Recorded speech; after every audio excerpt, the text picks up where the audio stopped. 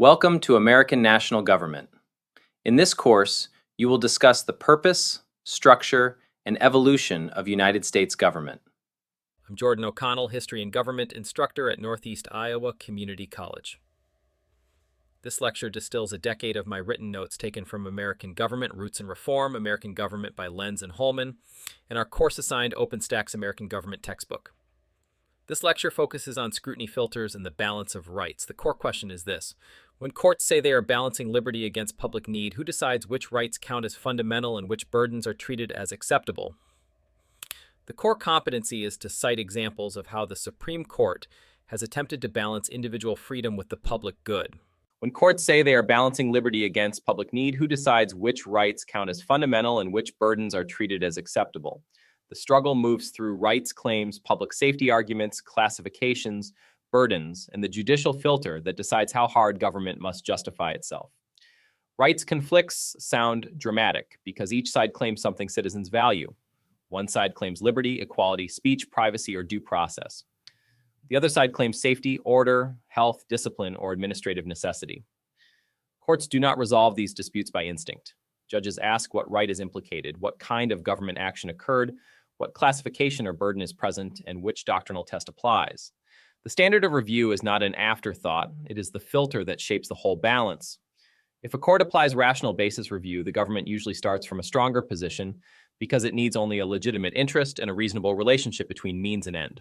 If a court applies strict scrutiny, government begins in danger because it must identify a compelling interest and show that its action is narrowly tailored. Intermediate scrutiny occupies the space between. Ignoring the standard produces bad constitutional analysis because some government actions survive even when they look clumsy, while others fail even when officials insist the public stakes are large. Scrutiny levels tell the court how hard to press the government's explanation. They are institutional filters. The right at issue and the type of classification often determine which filter applies. That is why a speech case, a race classification case, an economic regulation case, and a gender classification case do not all receive the same judicial treatment, even when each side uses the language of freedom and public good. The civic problem is demanding because legal structure can make public outcomes feel counterintuitive. Citizens may say, well, of course the government had a good reason. Courts then ask whether the Constitution demands more than a good reason in this category. Citizens may say, of course, that liberty deserves protection. Courts then ask whether the government burdened the liberty directly enough to trigger a stronger filter. The legal framework disciplines intuition and sometimes frustrates it.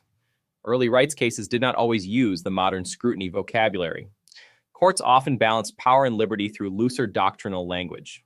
Schenck v. United States in 1919 provides a useful early entry because it shows a court facing wartime speech and government claims of danger.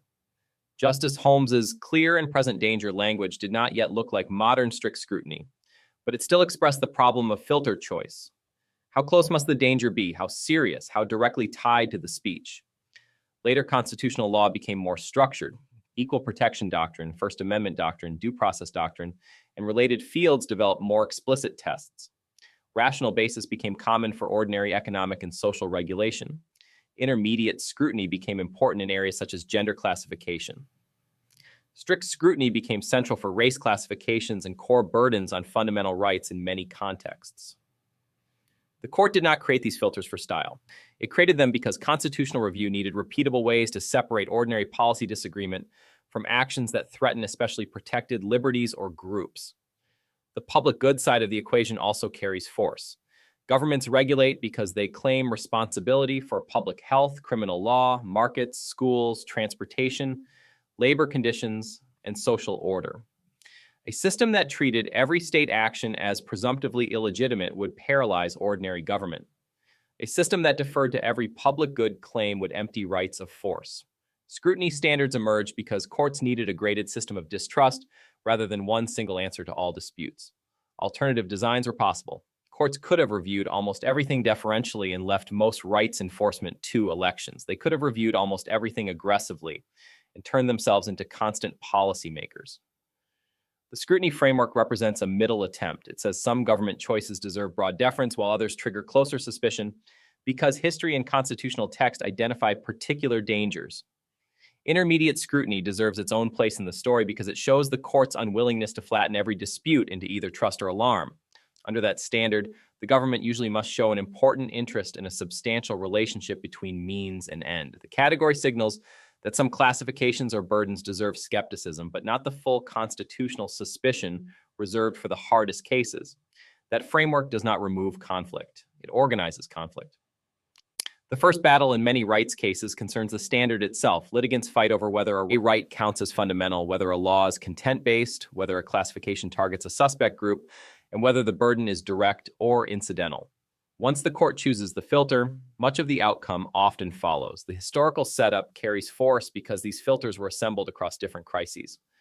Lochner-era due process review showed one aggressive model of constitutional suspicion in economic regulation. Caroline Products in 1938, especially footnote 4, suggested a more deferential baseline for ordinary economic law, while hinting at harder review for certain rights and vulnerable minorities. Equal protection decisions later sharpened suspicion toward racial classifications, while sex discrimination cases such as Craig v. Sporeen in 1976 gave intermediate scrutiny a stable doctrinal home. Free speech law built its own layered tests through wartime prosecutions, incitement cases, and content discrimination doctrine. Tiered scrutiny was not handed down as one clean package. It was built case by case as judges tried to sort police power, civil liberty, and equality claims into workable categories. Imagine a state defending a regulation challenged on constitutional grounds. The Attorney General argues for the public good and the doctrinal register most likely to win. The state's lawyers try to frame the case so the court applies the most forgiving standard available. If the state can characterize the rule as ordinary economic regulation, rational basis review may follow. If challengers can recast the case as a burden on a fundamental right or a suspect classification, the state suddenly faces a much harder climb. That strategic pressure explains why rights litigation sounds technical before it sounds moral. Lawyers argue over burden, classification, tailoring, fit, neutrality, and governmental interest because those words assign the legal filter.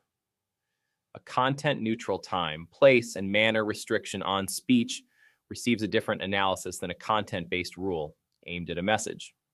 A prison regulation receives a different level of deference than a racial classification imposed by law. A licensing scheme affecting economic conduct usually receives a lighter review than a statute burdening political speech. Schenck remains useful precisely because it shows a court under pressure without the later full scrutiny vocabulary. The government claimed wartime necessity. The defendants claimed speech protection. The court gave the state heavy deference under wartime conditions and upheld punishment for anti-draft leaflets. Later free speech doctrine strengthened protection and narrowed the range of circumstances under which the state can suppress advocacy. That movement shows the court changing not only outcomes but filters. Strict scrutiny is often described as an automatic death sentence for laws. That shorthand helps, but it is not perfect. Under strict scrutiny, the government must show a compelling interest and narrow tailoring, which means the fit between means and end must be tight. Courts ask whether the government chose a blunt instrument when a narrower one was available. They ask whether the law sweeps too broadly and burdens protected conduct or people beyond what the compelling goal requires. Rational basis review works differently. The government need not prove perfect drafting. It can survive with rougher fit so long as the policy bears a rational relation to a legitimate interest. The court usually assumes elected branches may govern imperfectly in ordinary social and economic policy. That deference reflects institutional humility and democratic choice. It can also leave some burdens in place even when they look clumsy or unfair. Speech doctrine adds further refinements. Content-based rules usually face heavier suspicion than content-neutral time, place, and manner rules because the government's reason for regulating often carries as much weight as the burden imposed. The pattern becomes clearer when speech cases are separated into distinct filters inside the broader First Amendment field rather than treated as one undifferentiated liberty category. The First Amendment says Congress shall make no law abridging freedom of speech, yet Schenck shows that no rights analysis begins and ends with literal absolutism. Holmes wrote that the most stringent protection of free speech would not protect someone falsely shouting fire in a theater and causing panic. He was writing during wartime, with federal prosecutors defending the Espionage Act and the court under pressure to validate state power in the name of military necessity. The line is remembered as rhetoric, but its institutional use was sharper. It supplied a way to narrow constitutional protection by treating danger, context, and proximity as filters on how broadly the text would apply. That source tension has persisted across constitutional law. Rights are written broadly. Courts apply them through doctrinal tests.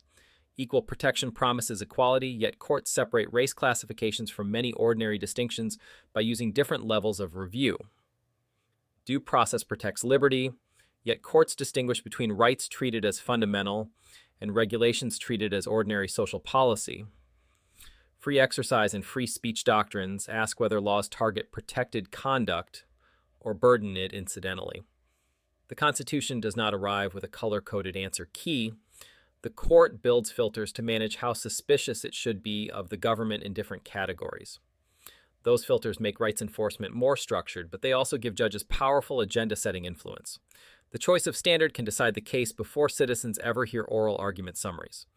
This creates the hardest tension in the field. Scrutiny doctrine can protect rights by forcing government to explain itself carefully. It can also make judicial review look technical in ways that mask underlying value choices. A court may say it is applying the appropriate standard. Critics may answer that the real fight occurred one step earlier, when the court chose which standard to apply.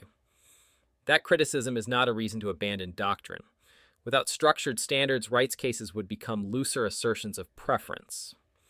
The better response is to ask more disciplined questions. Why did the court pick that filter? Which historical dangers justify it? What public interests justify deference in this category?